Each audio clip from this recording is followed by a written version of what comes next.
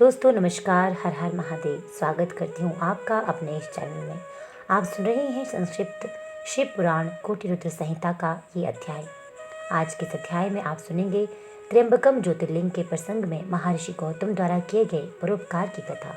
उनका तप के प्रभाव से अक्षय जल प्राप्त करके ऋषियों की अनावृष्टि के कष्ट से रक्षा करना, ऋषियों का छलपूर्वक उन्हें गौ हत्या में फंसाकर आश्रम से निकालना और शुद्धि का उपाय बताना। सूत जी कहते हैं, मुनिवरों सुनो, मैंने सदगुरु व्यास जी के मुख से जैसी सुनी है उसी रूप से एक पाप नाशक कथा तुम्हें सुना रहा हूँ। पूर्व काल की बात है। गौतम नाम से विख्यात एक श्रेष्ठ ऋषि रहते थे, जिनकी परम धार्मिक पत्नी का नाम अहल्या था। दक्षिण दिशा में जो ब्रह्मगिरी है, वहीं उन्होंने 10,000 वर्षों तक तपस्या की थी।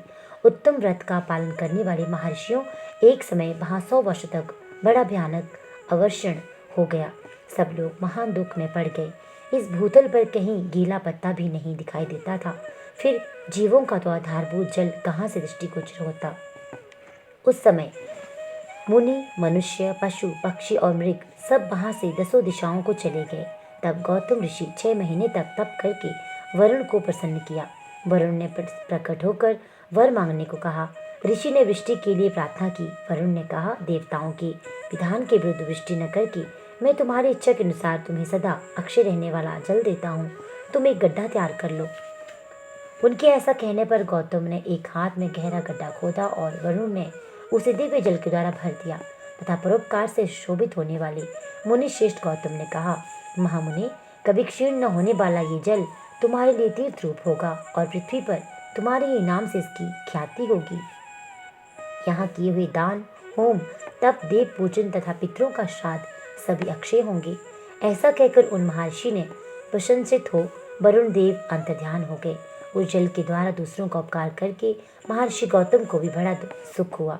महात्मा पुरुष का आश्रय मनुष्यों के लिए महत्व की ही प्राप्ति कराने वाला होता है। महान पुरुष ही महात्मा के उस स्वरूप को देखते हैं और समझते हैं, दूसरे अधम मनुष्य नहीं। मनुष्य जैसे पुरुष का सेवन करता है वैसे ही फल पाता है। महान पुरुष की सेवा करने से महत्ता मिलती है और शूद्र की सेवा करने से शूद्रता।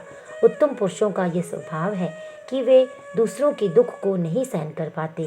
अपने को दुख प्राप्त हो जाए इसे भी स्वीकार कर लेते हैं, किंतु दूसरों के दुख का निवारण ही करते हैं। दयालु, अभिमान शून्य, उपकारी और जितेंद्र ये पुण्य के 4 खंभे हैं जिनके आधार पर पृथ्वी टिकी हुई है। तदनंतर गौतम जी वहाँ उस दुर्लभ जल को पाकर विधि पूर्वक नित्य नैमित्तिक कर्म करने लगे। और मुनीश्वर ने वहाँ नित्य होम की सिद्धि के लिए धान, जौ और अनेक प्रकार के निवार बोआ दिए। तरह तरह के धान्य, भांति भांति के वृक्ष और अनेक प्रकार के फल फूल वहाँ लहलहा उठे। ये समाचार सुनकर वहाँ दूसरे दूसरे सहस्त्रों ऋषि मुनि, पशु पक्षी तथा बहुसंख्यक जीव रहने लगे। वे वन इस भूमंडल में बड़ा सुंदर हो गया। उस अक्षय जल के संयोग से अनावृष्टि वहाँ के लिए दुखदायी नहीं रही। उस वन में अनेक शुभ कर्म परायण इस ऋषि अपने शिष्य, भार्य और पुत्र आदि के साथ वास करने लगे। उन्होंने कल्पक्षेप के लिए वहाँ धान बो दिया। गौतम जी के प्रभाव से उस वन में सब और आनंद छा गया। एक बार वहाँ गौतम के आश्रम में जाकर बसे हुए ब्राह्मणों की स्त्रियां जल के प्रसंग को लेकर अहल्या पर नाराज हो गई। उन्होंने अपने पतियों को उकसाया। उन लोगों ने गौतम का अनिष्ट करने के लिए गणेश जी की आराधना की।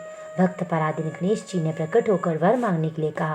तभी बोले, भगवान, यदि आप हमें वर देना चाहते हैं तो ऐसा कोई उपाय कीजिए जिसे समस्त ऋषि डांट फटकार कर गौतम को आश्रम से बाहर निकाल दें।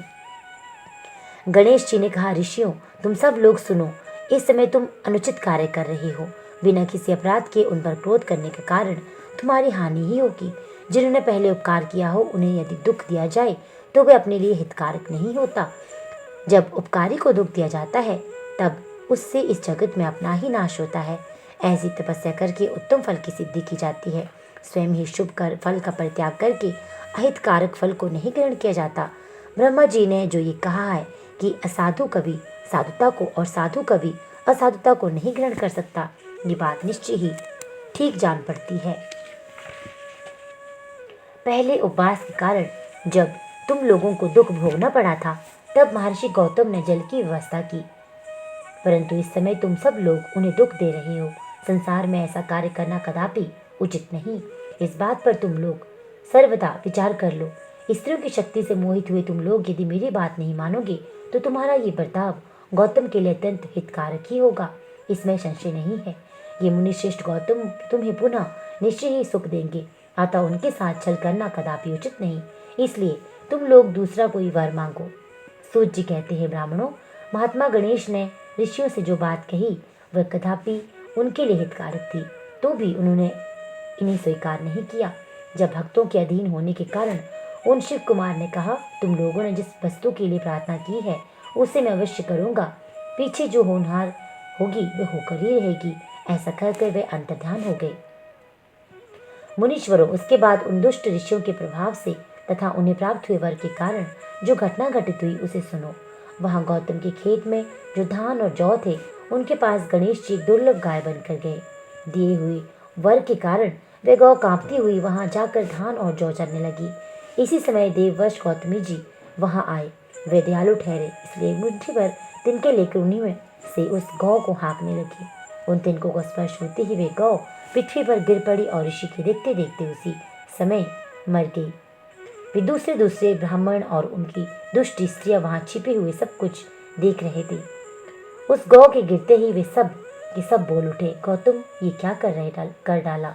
गौतम भी आश्चर्यचकित होकर अहल्या को बुलाकर व्यथित हृदय से दुख पूर्वक बोले, देवी ये क्या हुआ, कैसे हुआ। जान पड़ता है परमेश्वर मुझ पर कुपित हो गए हैं, अब क्या करूं, कहाँ जाऊं, मुझे हत्या लग गई। इसी समय ब्राह्मण और उनकी पत्नियां गौतम को डांटने और दुर्वचना द्वारा अहल्या को पीड़ित करने लगी।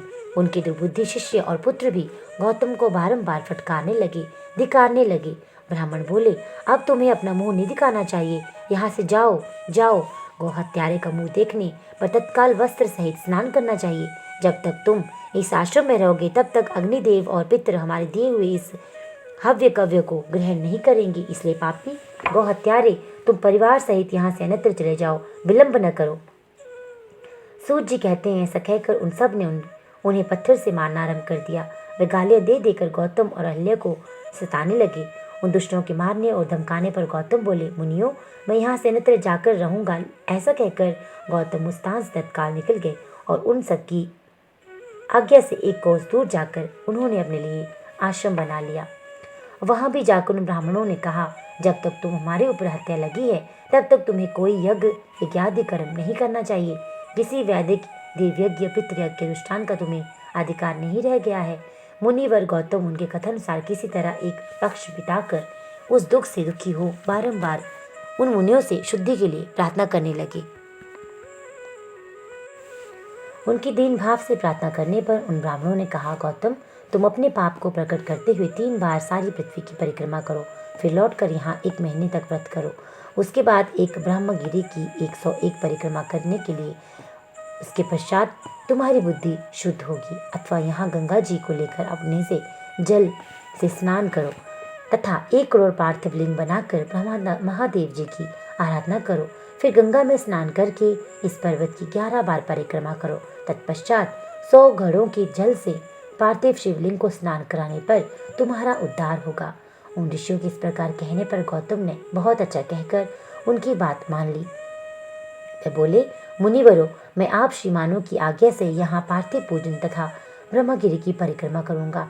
ऐसा कहकर मुनिश्रेष्ठ गौतम ने उस पर्वत की परिक्रमा करने के पश्चात पार्थिव लिंगों का निर्माण करके उनका पूजन किया। साध्वी अहल्या ने भी साथ रहकर सब कुछ किया। उस समय शिष्य प्रशिष्य उन दोनों की सेवा करते थे। दोस्तों, ये अध्याय यहीं पे संपन्न होता है।